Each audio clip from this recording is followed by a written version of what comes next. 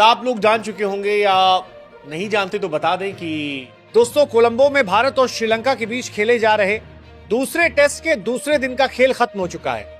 और दोस्तों दूसरे दिन के अंत तक टीम इंडिया ने श्रीलंका के सामने रनों का पहाड़ खड़ा कर दिया है। भारत ने अपनी पहली पारी में 503 रन बनाकर पारी घोषित कर दी है। जी हां, भारत का स्कोर रहा 503 रन पर 9 विकेट। और अब सबसे बड़ी बात, दूसरे दिन का खेल खत्म होने के बाद श्रीलंका की टीम भारत से 503 रन पीछे है। यानी भारतीय टीम ने अपनी पहली पारी में ऐसा विशाल स्कोर खड़ा कर दिया है जिससे अब श्रीलंका के बल्लेबाजों पर जबरदस्त दबाव आ गया है। आइए आपको बताते हैं दूसरे दिन की पूरी कहानी। दूसरे दिन भारतीय पारी को आगे बढ़ाने की जिम्मेदारी थी ऋषभ पंत और ध्रुव जुरेल के कंधों पर, और इन दोनों बल्लेबाजों ने श्रीलंकाई गेंदबाजों को जमकर परेशान किया। ऋषभ पंत ने शानदार बल्लेबाजी करते हुए 63 रन बनाए। पंत ने 89 गेंदों का सामना किया और अपनी पारी में 6 चौके तथा 2 छक्के लगाए। लेकिन दोस्तों इसके बाद मैदान पर ऐसा बल्लेबाज आया जिसने श्रीलंकाई गेंदबाजों की परेशानी और बढ़ा दी। नाम है ध्रुव जुरेल। ध्रुव जुरेल ने शानदार अंदाज में बल्लेबाजी करते हुए 115 रन की नाबाद पारी खेली।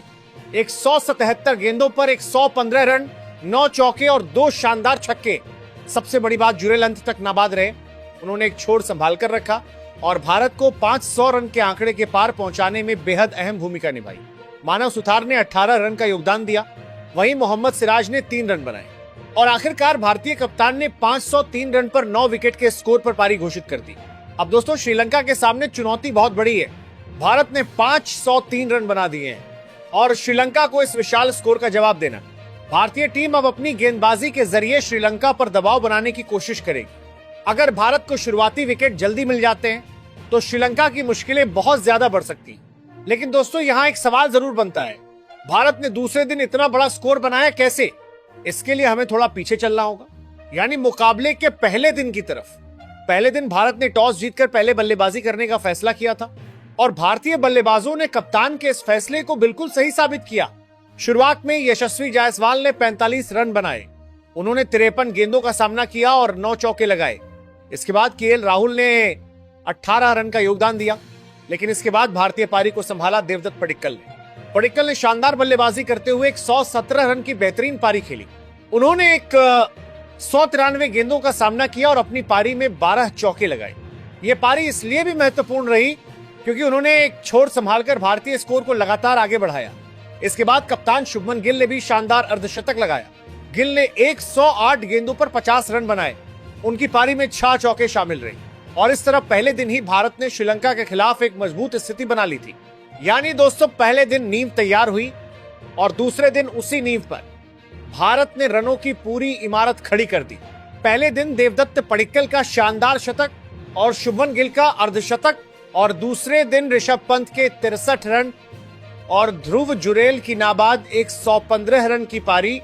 इन सभी पारियों ने मिलकर भारत को पहुंचा दिया 503 रन के विशाल स्कोर तक। अब मुकाबला पूरी तरह भारतीय गेंदबाजों की तरफ मुड़ चुका है। भारत ने बल्ले से अपना काम कर दिया है। अब बारी है गेंदबाजों की। श्रीलंका के बल्लेबाजों को शुरुआत से ही संभल कर खेलना होगा, क्योंकि भारतीय गेंदबाज अगर शुरुआती झटका देने में कामयाब रहे तो श्रीलंका पर दबाव लगातार बढ़ता चला जाएगा। क्रिकेट में एक बार दबाव बनने के बाद उससे बाहर निकलना बिल्कुल आसान नहीं होता। भारत के पास अब इस मुकाबले में अपनी पकड़ और मजबूत करने का शानदार मौका है, लेकिन श्रीलंका भी अपनी जमीन पर खेल रहा है।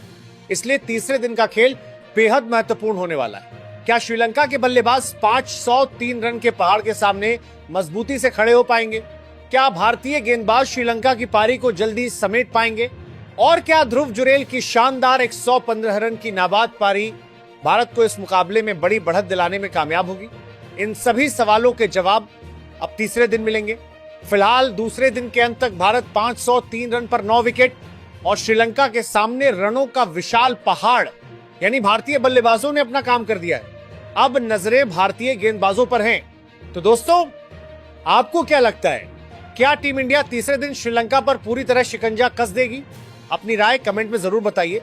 वीडियो पसंद आया हो तो लाइक करें, चैनल को सब्सक्राइब करें और क्रिकेट की हर बड़ी अपडेट के लिए जुड़े रहिए हमारे साथ। मिलते हैं अगले वीडियो में, तब तक के लिए धन्यवाद। जय हिंद।